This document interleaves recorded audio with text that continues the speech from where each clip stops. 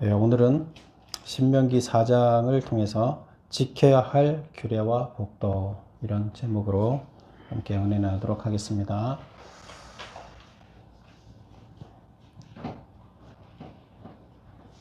지금 모세가 신명기를 지금 기록하고 있는데요. 현재 나오는 4장은 모세 3편의 설교 중에 어디에 해당될까요? 모세가 3편의 설교를 했다 그랬어요. 3편의 설교는 크게 나눠보면 4장 끝까지 4장 43절까지가 이제 첫 번째 설교예요. 오늘 43절 한번 볼까요? 43절이 어디쯤인가? 맨 마지막은 몇 절까지 있어요? 4장이 49절까지 있죠. 그래서 4장 43절까지가 이제 첫 번째 설교가 끝나고, 그 다음에 두 번째 설교가 44절에서부터 이제 시작이 돼요. 그러면 4장은 첫 번째 설교의 결론 부분이면서 또 두 번째 설교의 서론 부분이 되는 거예요. 그래서 지금 4장은 첫 번째 설교의 결론과 두 번째 설교의 서론 부분을 담고 있다, 이렇게 보면 됩니다. 그래서 그 두 번째 설교는 이제 또 4장 44절에부터 26장 19절까지, 그래서 신명기의 그 두 번째 설교가 사실은 핵심이에요. 두 번째 설교 내용이 뭐예요?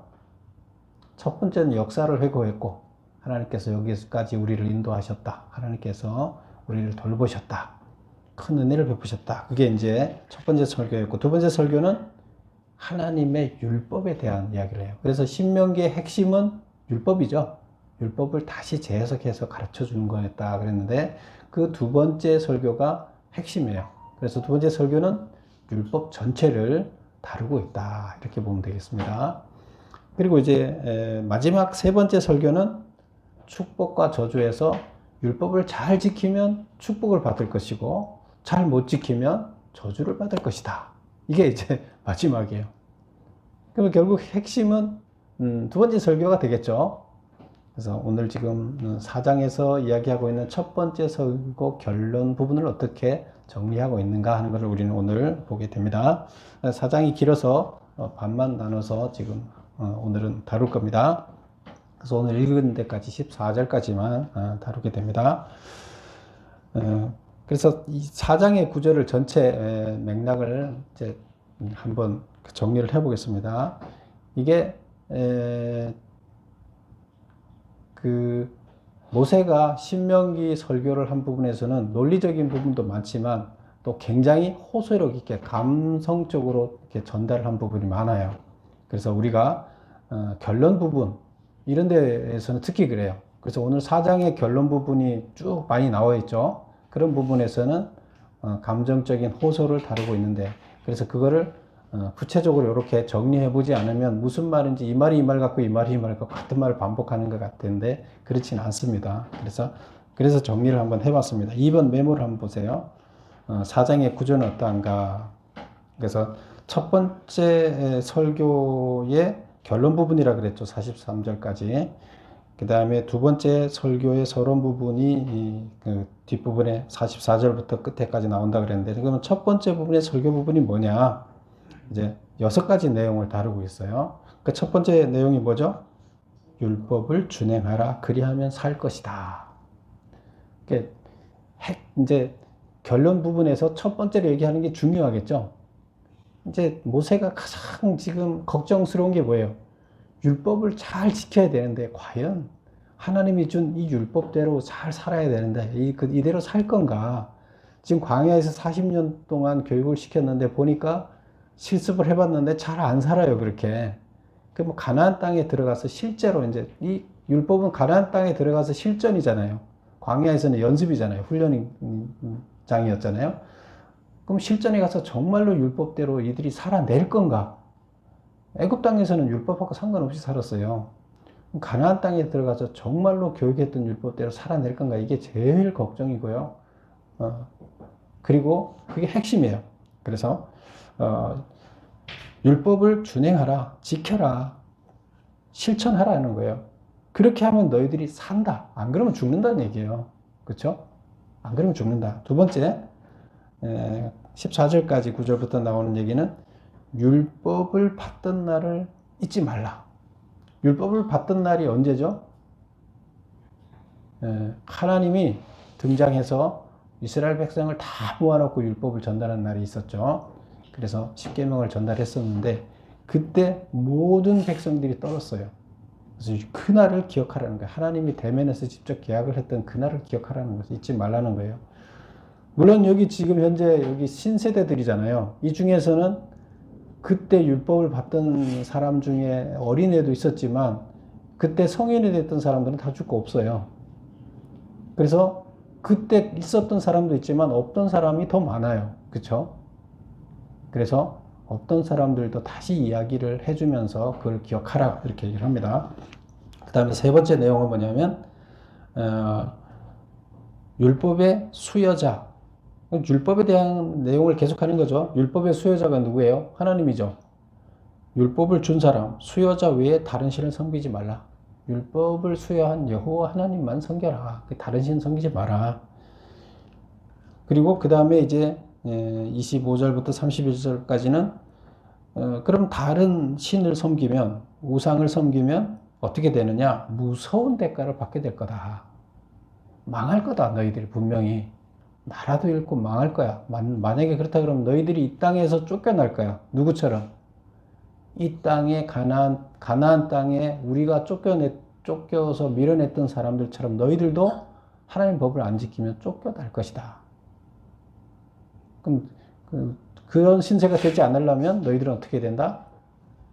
우상을 섬기지 말고 오직 하나님만 섬겨라. 하나님 율법만 지켜서 그대로 살아라. 이제 이런 얘기가 되는 거예요.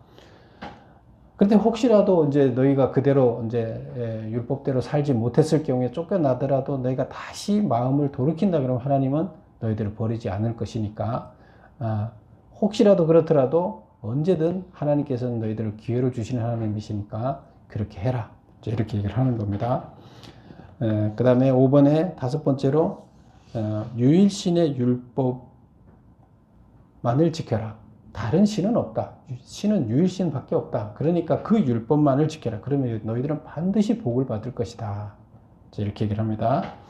그리고 마지막에 요단강 동편 땅, 우리가 동편의 땅을 우리가 봤었죠. 아모리 족속을 점령하고 거기를 봤었죠.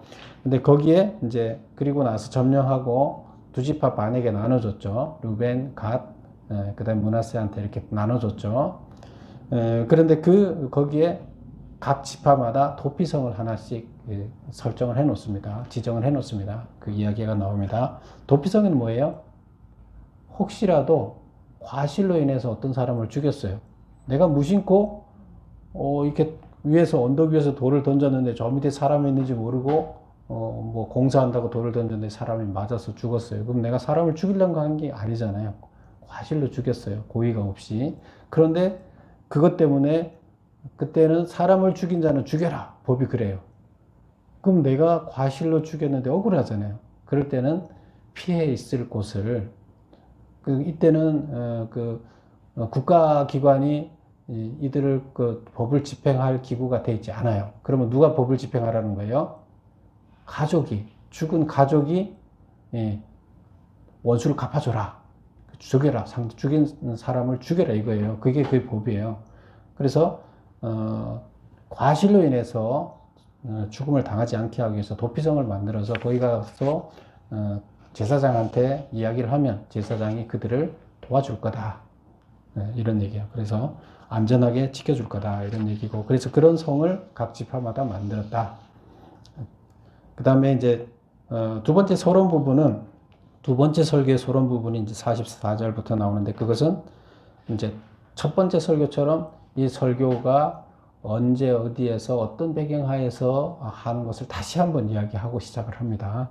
우리 앞에서도 봤지만 이 이야기를 다시 하고 하는 이런 얘기가 되겠습니다.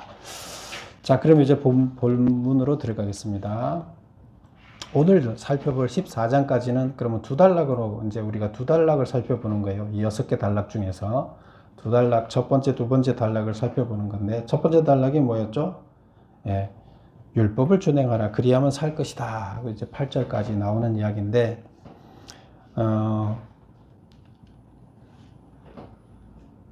여기서 한 이야기를 예를 듭니다. 무슨 사건을 들면서 율법을 반드시 지켜야 된다. 반드시 실천해라. 그래야 산다. 안 그러면 죽는다. 하면서 무슨 사건의 예를 들어요? 무슨 사건 예를 들어요? 바알부올의 사건의 예를 들어요. 그럼 바알부올이 뭐예요? 바알부올 사건이 뭐예요? 예, 메모한 거 한번 볼까요? 최근 이스라엘이 시딤에 머물러 있을 때, 최근이라는 건 지금 최근을 얘기하나요? 설교할 때 당시의 최근을 얘기해요. 그쵸? 설교할 이 당시 최근, 설교하기 얼마 전은 이런 뜻이죠. 얼마 전에 이스라엘이 시딤에 머물러 있을 때 이방의 술사가 뭐예요? 마술사, 그 점쟁이죠. 술사 발람의 올무에 걸려 모압 여인과 음행하며 그들의 신 바알부올을 섬기다가 하나님의 징계로 이스라엘 백성 24,000명이 연병에 걸려 사망한 사건이다.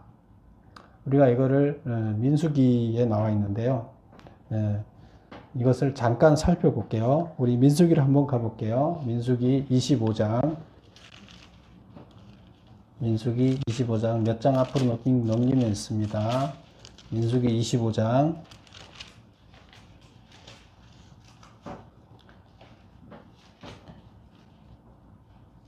민수기 25장 1절에서 9절까지예요. 제가 쭉 정리를 하면서 말씀을 드리겠습니다. 1절부터 읽어볼게요. 이스라엘이 시딤에 머물러 있더니, 시딤이 어디였어요? 남아모리를 점령하고 이제 거기서 모세가 설교를 하게 되죠. 그게 시딤이에요. 모압 평야라고도 얘기하고. 그런데 거기에 머물러 있을 때를 얘기하는 거예요. 이스라엘이 시딤에 머물러 있더니 그 백성이 모압 여자들과 음행하기 시작하니, 누구랑 음행한다고요? 모압 여자들과 음행하기 시작했다. 그 시딤에 머물러 있을 때는 이제 뭐 할 때요? 시딤에 머물러서 잠시 있다가 그 가나안으로 들어갈 단계가 된 거잖아요. 그런데 가나안 땅에 들어가기 직전이에요. 그런데 그 시딤에서 모압 여인들과 음행하기 시작했다는 거예요. 그런데 모세가 설교하기는 전이죠. 율법을 세 편의 설교를 가지고 율법을 하기 직전 전이에요. 그 전이에요. 이전이니까 그 여자들이 자기 신들에게 제사할 때에 이스라엘 백성들을 청하매 백성이 먹고 그들의 신들에게 절함으로 이스라엘이 바알부올에게 가담한지라. 바알부올은 모압 신이에요. 그렇죠? 그 가나안 땅에 바알신이에요. 그래서 그 바알부올 하는데 가나안 땅에 사는 사람들이 섬기는 신이에요. 그래서 풍요의 신이라 그래서 농사를 잘 하려면 바알을 무조건 섬겨야 된다. 그 신을 여러 다신을 섬겼잖아요. 그 중에 다신 중에 가장 중요하게 생각하는, 이때 농사를 잘 지어 먹고 사니까 바알부올인데, 그래서 이스라엘이 바알부올에게 가담한지라 여호와께서 이스라엘에게 진노하시니라. 여호와께서 모세에게 이르시되 백성의 수령을 잡아 태양을 향하여 여호와 앞에 목매어 달라. 그리하면 여호와의 진노가 이스라엘에게서 떠나리라. 모세가 이스라엘 재판관들에게 이르되 너희는 각각 바알부올에게 가담한 사람들을 죽이라 하니라.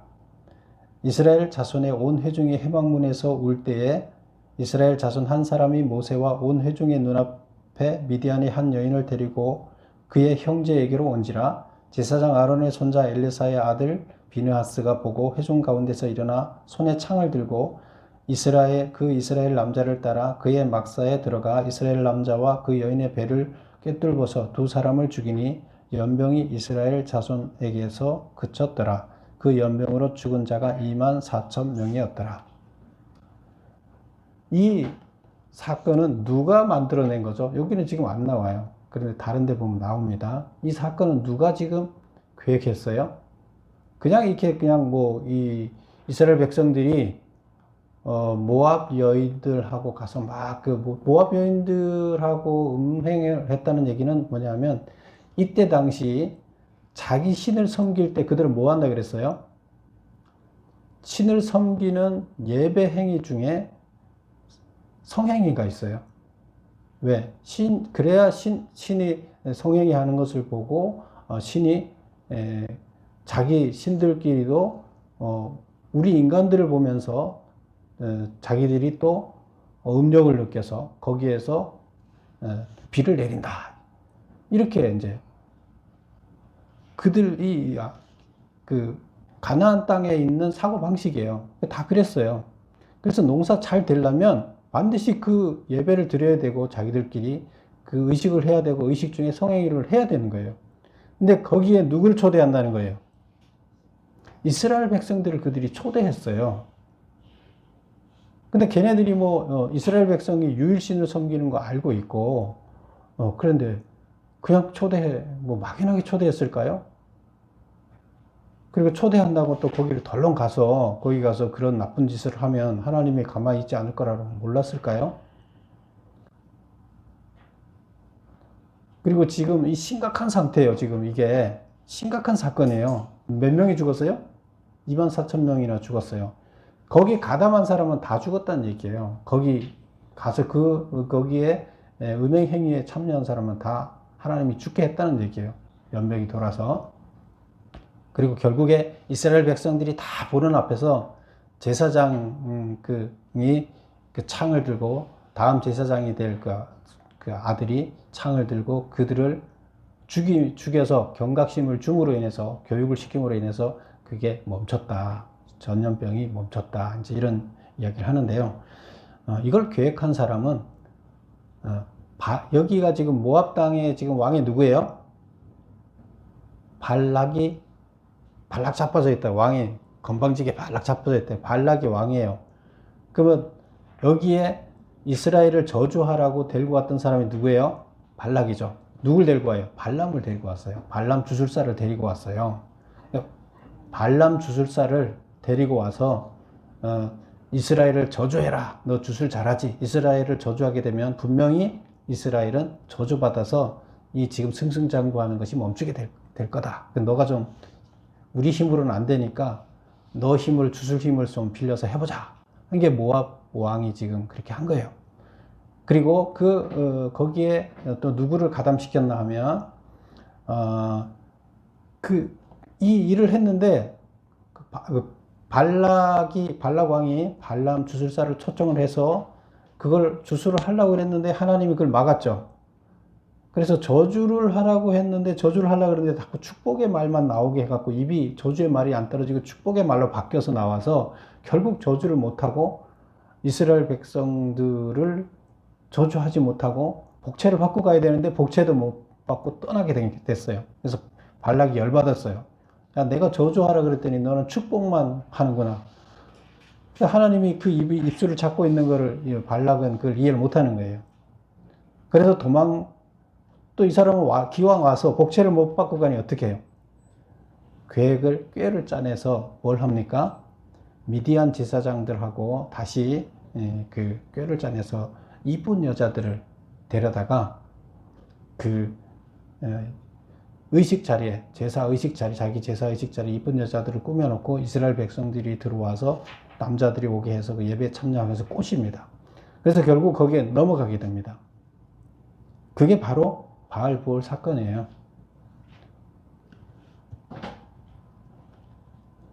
그래서 이 사건에 참석한 사람들은 하나님을 쫓은 게 아니라 바알부올을 쫓은 거죠. 그 바알부올을 쫓으면 어떻게 된다는 거예요? 죽는다는 거예요. 하나님을 쫓아라. 하나님 말씀을 쫓아라. 그대로 살아라. 그렇지 않으면 죽는다. 그래서 율법을 지켜야 된다 하면서 지키지 않으면 어떻게 된다? 바알부올 사건처럼 죽는다는 거예요. 지키면 살고 안 지키면 죽는다는 거예요. 그래서 율법을 반드시 지켜야 한다 하면서 그 예를 든 게 바알부올 사건을 예를 듭니다. 안 지키면 이렇게 죽으니까 지켜야 된다. 이제 얘기를 하는 겁니다. 그 메모 보겠습니다. 3번에 두 번째 3번에 가로 2번 이를 상기시키는 이유는, 그러니까 다시 이 사건을 상기시키는 이유는 뭐냐? 바알보를 따른 사람은 멸망했으나 여호와께 붙어 있는 자는 다 생존하였음을 강조하기 위해서다. 그리고 그 세 번째 질문이 있죠. 바알보를 모세가 이 사건을 통해 교훈하고자 하는 것은 뭐냐? 내가 너희에게 가르치는 규례와 법도를 듣고 준행하라. 1, 2절에 있는 얘기를 결국 하고자 한다는 거예요. 이 사건을 통해서. 규례와 법도를 듣고 준행하라. 그리하면 너희가 살 것이요 여호와께서 너희에게 주시는 땅에 들어가서 그것을 얻게 되리라. 선조들은 다 죽었잖아요.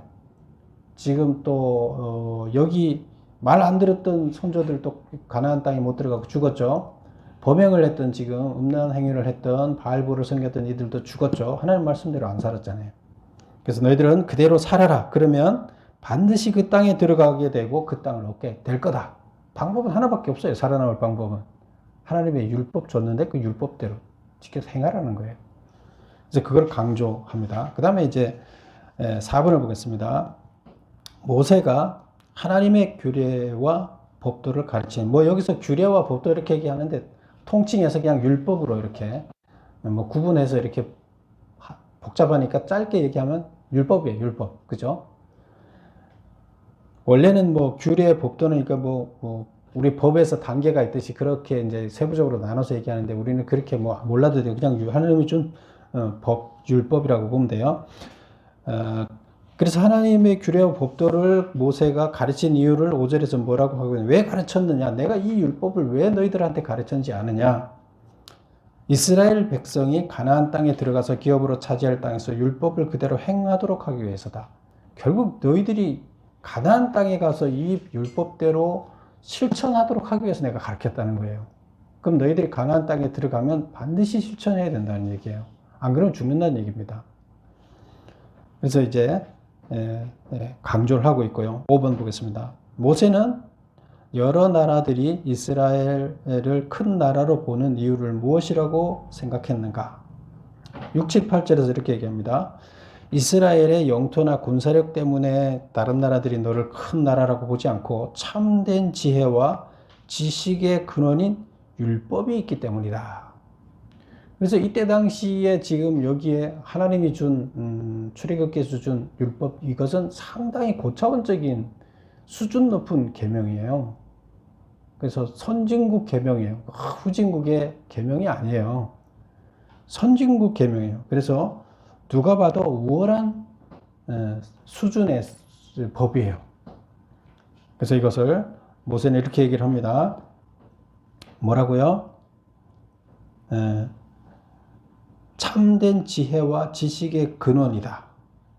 그런 율법이 있기 때문에 다른 사람들이 너희를 큰 나라라고 보고 있다. 그 다음에 또 두 번째는 그 율법을 주신 여호와께서 그들과 함께 계시기 때문이다. 다른 나라 사람들이 다 그걸 두려워하고 있어요.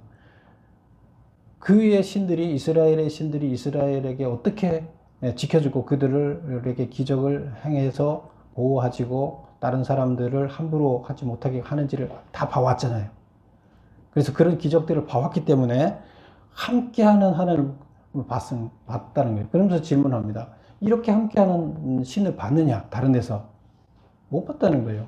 그리고 이렇게 훌륭한 율법을 가진 민족이 있느냐? 없다는 거예요. 그래서 누구나가 부러워하는 대단한 민족이다, 우리가. 그렇게 이제 이야기를 하는 겁니다. 큰 나라다. 왜? 하나님 함께 계시고 하나님 율법을 줬기 때문이라는 거예요. 결국 우리 때문이 아니죠. 하나님 때문이다. 그렇죠? 그러니까 그 율법을 잘 지켜라. 이런 얘기가 돼요. 그 다음에 두 번째 패턴으로 넘어갈게요. 9절부터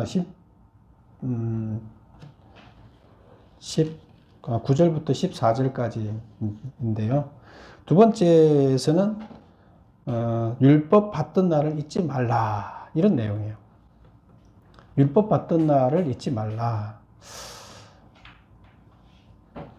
7번 볼까요? 호렙산에서 모든 이스라엘 백성들을 여호와 앞에 서도록 한 이유는 여호와 앞에 다 이스라엘 백성들을 다 모았어요. 하나님 명령해서 다 모아놓고 뭘 했겠죠?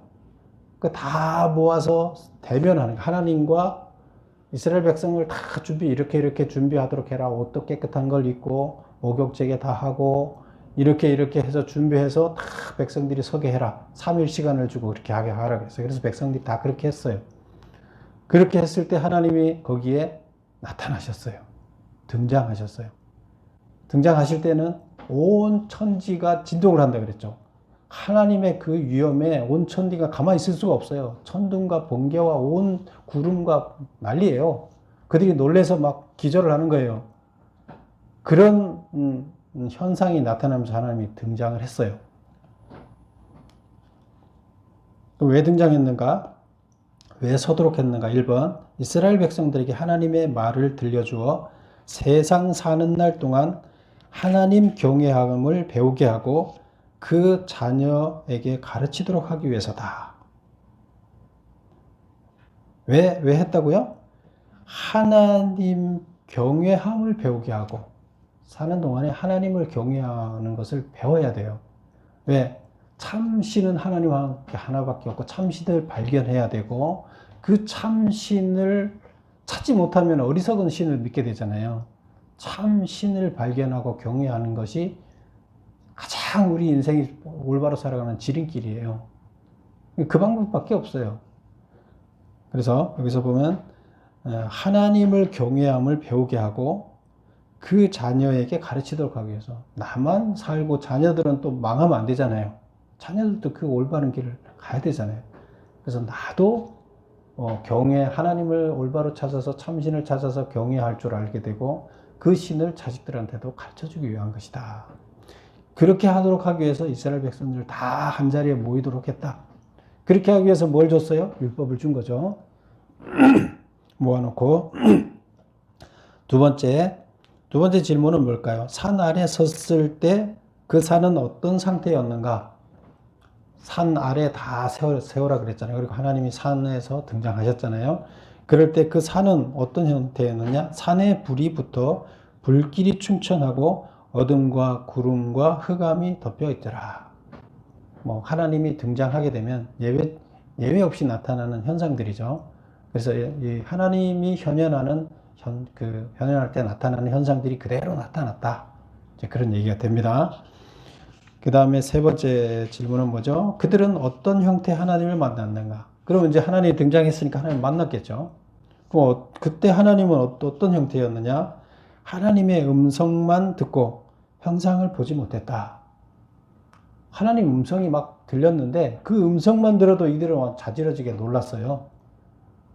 하나님을 절대자를 대면한다는 것은 거기에서 우리가 얼마나 보잘것없고 그리고 그 위험 권위가 어마어마해서 우리가 어떻게 손가락 하나 까딱할 수 없는 그런 두려움이 우리한테 미치는 거죠. 느끼는 거죠. 그런데 그 음성은 봤는데 하나님은 형상은 보지 못했어요. 왜 그랬을까요? 하나님은 영이심으로 형상으로 존재하지 않기 때문이다. 그런데 우리가 섬기는 하나님을 만들겠다고 우상을 형상을 만들면 돼야 안 돼요? 그건 가짜예요. 그건 우상이에요. 어떤 형상이든 하나님이 만드는 피조물이에요. 우리가 눈에 봤던 형상들은 다 뭐예요? 하나님이 만드는 피조물이에요. 근데 그걸 섬기면 안 돼요. 하나님의 형상으로 존재하지 않으세요. 그래서 하나님이라 하고 형상을 만들지 말라는 거예요. 그러면 그게 우상이 된다. 그런 얘기. 그러면 우리가 동상 만들어 놓고 이런 거는 우상이 아니에요. 그거는 신으로 섬기려고 하는 게 아니기 때문에 우상이 아니에요. 근데 신으로 섬기려는 목적으로 만드는 것들은 다 우상이에요. 근데 우리가 누구를 본받기 위해서 하는 이런 거는 신으로 우리가 섬기자고 하는 게 아니잖아요. 그래서 그것까지 막 못하게 하고 이런 건 잘못이에요. 8번 보겠습니다. 그날에 하나님과 이스라엘 사이에 체결한 언약은 무엇인가? 그 언약의 증거로 하나님이 주신 것은 무엇인가?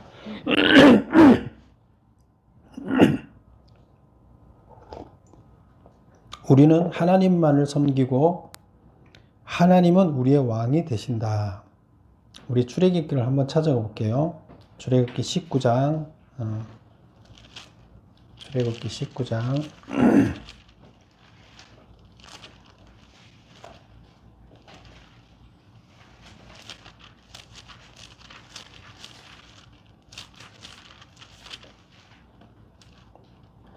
111쪽입니다. 111, 111. 4절, 5절을 한번 볼게요.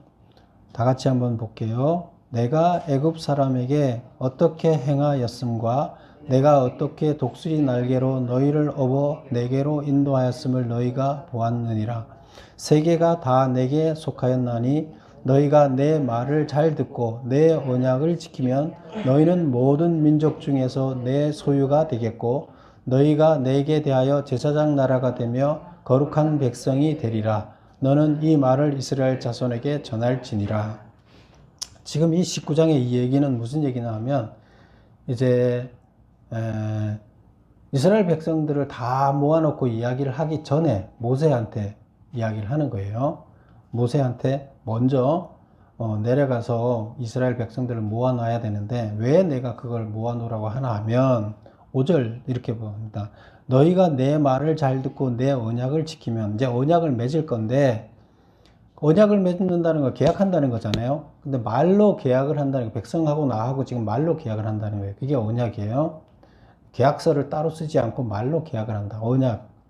그래서 언약을 계약을 할 건데 그 계약의 내용이 뭐냐 하면 그 언약을 잘 지키면 너희는 모든 민족 중에서 내 소유가 되겠고 특별히 너희는 하나님이 내 소유라고 한다는 거예요. 내 아들이라고 생각한다는 거예요. 너희가 내게 대하여 제사장 나라가 되면 그래서 내가 제사장 나라 하나님을 다른 백성들이 만나게 할 제사장 나라로 삼겠다는 거예요. 그 다른 사람들을 구원하기 위해서 제사장들이 뭐 하는 거예요? 죄가 많은 사람들이 하나님을 직접 만날 수 없을 때 제사장이 그들을 하나님과 죄 많은 사람들을 연결해서 하나님께로 죄 문제를 해결하게 해서 구원받을 수 있게 하는 게 제사장이잖아요. 그래서 그 제사장 나라가 되게 하겠다는 거예요. 이스라엘 백성들을. 그럼 이스라엘 백성만 구하겠다는 얘기가 아니죠. 다른 모든 백성들을 구원하기 위해서 너를 제사장으로 사용하겠다는 거예요. 이스라엘 나라가 제사장 역할을 하게끔. 그러면 이제 분명해지죠. 근데 이스라엘 지금 유대인들은 어떻게 생각해요? 자기들만 하나님이 구원한다고 생각하고 다른 나라 백성들은 다 죽여야 된다고 생각해요. 이건 잘못된 거죠. 그래서 그들은 벌받을 사람들이고 지옥 갈 사람들이고 자기네만 구원받은 사람들이다. 선민이다. 이렇게 생각하는 것은 잘못이에요. 근데 여기서도 분명히 이렇게 얘기를 했어요. 그래서 제사장 나라가 되며 거룩한 백성이 되겠다. 그래서 나는 네 왕이 되고 왕이 돼서 너를 통치하겠다. 너는 내 백성이 되는 것이다. 나는 너희를 제사장으로 내 아들로 사용해서 내 일을 대행시키겠다. 이런 얘기예요. 결국에 이 얘기는. 그래서 하나님의 상속자로 삼아서 이 땅에서 내가 할 일을 네가 대신하도록 하겠다. 이런 얘기가 됩니다. 그래서 8번에 그날에 하나님과 이스라엘 백성 사이에 체결한 언약은 뭐냐? 우리는 하나님만을 섬기고 하나님은 우리를 자기 아들로 삼아서 하나님 일을 대신 맡기겠다. 그런 뜻이에요. 그 다음에 이제 두 번째 질문이 뭐예요? 그 언약의 증거로 하나님이 주신 것은 뭐냐? 이제 언약은 말로 언약했어요. 근데 너가 이걸 지켜라 하고 그 지키는 것을 10가지를 얘기했어요. 이 10가지를 지켜야 된다. 그게 뭐예요? 십계명을 얘기를 해요. 십계명을 이스라엘 백성한테 전달을 하고 그리고 그거를 지키면 내가 너를 내 아들로 삼아서 내 일을 대행시키겠다. 이제 이런 얘기를 한 거죠. 이게 하나님과 이스라엘 백성 간의 계약이에요. 그것을 계약하고 나서 뭘 주느냐? 돌판을 주는 거죠. 원래 언약으로 계약은 끝났는데 나중에 또 잊어버릴 수 있잖아요. 그래서 그것을 증거 삼아서 잊어버리지 않도록 하기 위해서 돌판에다가 하나님이 직접 기록을 해서 그 돌판을 십계명 돌판을 주는 거예요. 이거를 증거하기 위해서 우리가 지켜야 할 십계명을 두 돌판에 친히 쓴 것을 주셨다. 10번 그날에 이스라엘 백성에게 규례와 법도를 교훈하게 하신 이유는 뭔가? 이제 14절에서 또 반복해서 나오는 거죠. 앞에서 한 번 더 나왔었죠. 근데 반복해서 내가 왜 이 규례와 법도를 너희들한테 교훈하느냐? 너희가 거기로 건너가 받을 땅에서 행하게 하려 함이라. 교육하는 것은, 이 율법 교육하는 것은 너희가 그 가나안 땅에서 행하도록, 그대로 실천하도록 하기 위함이 하고 다시 강조를 하는 거죠. 그래서 이 전체 주제는 뭐예요? 내가 가르친 율법대로 그대로 살아라는 거예요. 그대로 실천하라, 행하라는 거예요.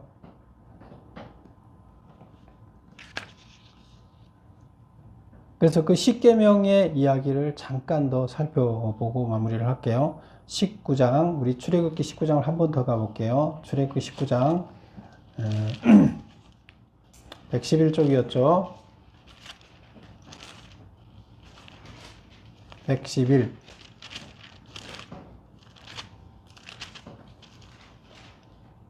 출애굽기 19장 16절서부터 한번 볼게요.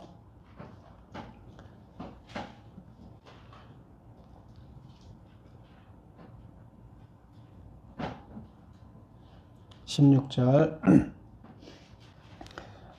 하나님이 이스라엘 백성한테 3일 시간을 줬다 그랬죠. 3일 동안 정결을 유지해라. 목욕 재개하고 내가 갈 테니까 만나려면 백성들이 다 준비해. 그 정결 예를 갖추라 하는데 3일 시간을 줬어요. 16절 볼게요. 셋째 날 아침에, 이제 3일이 약속한 날이죠. 정결 내가 이제 다 준비됐어요. 셋째 날 아침에 우레와 번개와 빽빽한 구름이 산 위에 있고 나팔 소리가 매우 크게 들리니 진중에는 모든 백성이 다 떨더라. 모세가 하나님을 맞으려고 백성을 거느리고 진에서 나오매 그들이 산 기슭에 서 있는데 시내산의 연기가 자욱하니 여호와께서 불 가운데서 거기 강림하시사 그 연기가 옹기가마 연기같이 떠오르고 온 산이 크게 진동하며 나팔 소리가 점점 커질 때 모세가 말한즉 하나님이 음성으로 대답하시더라. 여호와께서 시내산 곧 산 꼭대기에 강림하시고 모세를 그리로 부르시니 모세가 올라가매 여호와께서 모세에게 이르시되 내려가서 백성을 경고하라. 백성이 밀고 들어와 나 여호와께로 와서 보려고 하다가 많이 죽을까 하노라. 또 여호와께서 가까이 하는 제사장들에게 그 몸을 정결케 하라. 나 여호와가 그들을 칠까 하노라. 모세가 여호와께 아뢰되 주께서 우리에게 명하여 이르시기를 산 주위에 경계를 세워 산을 거룩하게 하라 하셨사온즉 백성이 시내산에 오르지 못하리이다. 여호와께서 그에게 이르시되 가라. 너는 내려가서 아론과 함께 올라오고 제사장들과 백성에게는 경계를 넘어 나 여호와에게 올라오지 못하게 하라. 내가 그들을 칠까 하노라. 모세가 백성에게 내려가서 그들에게 알리니라. 이제 이렇게 준비가 끝났어요. 그래서 준비가 끝나고 20장 1절서부터 나오는 이야기가 뭐예요? 십계명을 선포하는 이야기가 나옵니다. 18절 볼까요? 20장 18절 보면 뭇 백성이 우레와 번개와 나팔 소리와 산의 연기를 본지라 그들이 볼 때에 떨며 멀리 서서 모세에게 이르되 당신이 우리에게 말씀하소서 우리가 들으리이다. 하나님이 우리에게 말씀하시지 말게 하소서. 우리가 죽을까 하나이다. 모세가 백성에게 두려워하지 말라. 하나님이 임하시면 너희를 시험하고 너희로 경외하며 범죄하지 않게 하려 하심이라. 백성은 멀리 서 있고 모세는 하나님이 계신 흑암으로 가까이 가니라. 자, 이제 백성과 이스라엘 백성은 죄인들이죠. 지금 하나님을 가까이 만날 수가 없어요. 그리고 이제 하나님과 사이에 모세가 제사장 역할로서 지금 중재를 하고 있어요. 그런데 그 중재 역할을 이제 누가 하는 거예요? 이스라엘 백성이 깨끗해지면 모세가 하던 것을 이스라엘 백성 전체가 하게 되는 거예요. 모든 민족을 위해서 똑같은 이제 방식으로 하게 된다는 거예요. 근데 여기서 지금 십계명을 십계명을 주니까 우리가 백성들이 그걸 보고 십계명을 듣고 나서 벌벌 떨고 이제 도저히 우리가 하나님 대면 못하겠습니다. 음성으로 대면해도 대면 못하겠습니다. 그러니까 모세 당신이 대면하고 앞으로 이제 율법을 계속 더 이제 자세하게 설명해 줄 건데 십계명 말고 그것은 당신 혼자 듣고 우리한테 전달해 주십시오. 이렇게 백성들이 요청을 합니다. 요청을 해서 모세가 하나님한테 갔더니 알았다. 그리고 이제 모세를 통해서 다 전달하게 됩니다. 이제 세부적인 사항을. 그래서 직접 들은 것은 모세밖에 없는 거예요. 십계명은 다 있는 앞에서 계약을 했어요. 그리고 십계명의 하부 내용 세부적인 사항들은 어떻게 하는 거예요? 모세를 통해서 이제 전달을 하게 되는 거예요. 왜? 백성들이 너무 두려워서 이제 하나님을 대면하기 어렵기 때문에 이제 그렇게 이야기를 합니다. 지금 그런데 뭘 하라는 거예요? 그날을 잊지 말라는 거예요. 안 잊으면, 그날을 안 잊으면 어떻게 하는 거예요? 그날을 안 잊으면 그 두려웠던 하나님과 계약하던 그날을 잊지 말라는 거예요. 잊으면 안 되죠. 그래서 그 율법을 받았으니까 율법 받던 날을 잊지 말라는 거예요.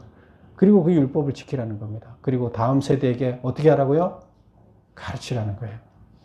너도 진짜 하나님을 만났던 그 순간을 잊지 말고 그거를 다음 세대에 가르쳐라. 이게 이제 결론 부분에서 4장 첫 번째 설교 결론 부분에서 하는 이야기가 되겠습니다. 그래서 그럼 율법의 자세한 내용은 이제 그 두 번째 설교에서 이제 길게 나오죠. 그래서 우리도 지금 모세가 중간자 역할을 해서 죄인들 이스라엘 백성들을 정결케 하는 작업을 해서 이들을 제사장으로 세웠잖아요. 지금 또 우리는 제사장으로 세워진 우리들 기독교인들은 또 제사장 역할을 해야 되는 거죠. 세상을 향해서 세상 사람들을 구원하기 제사장 역할을 해야 됩니다. 그리고 그렇게 하려면 뭘 해야 돼요? 우리가 율법으로 정결해지고 율법을 제대로 지켜야 된다는 겁니다. 그래서 오늘 율법을 준행하라. 그리고 율법을 절대로 하나님과 대면하는 것을 잊지 말라 하는 이야기를 하게 됩니다. 율법을 지키는 자는 산다. 그런 얘기가 됩니다. 기도하겠습니다. 아버지 하나님, 주님께서 주신 놀라운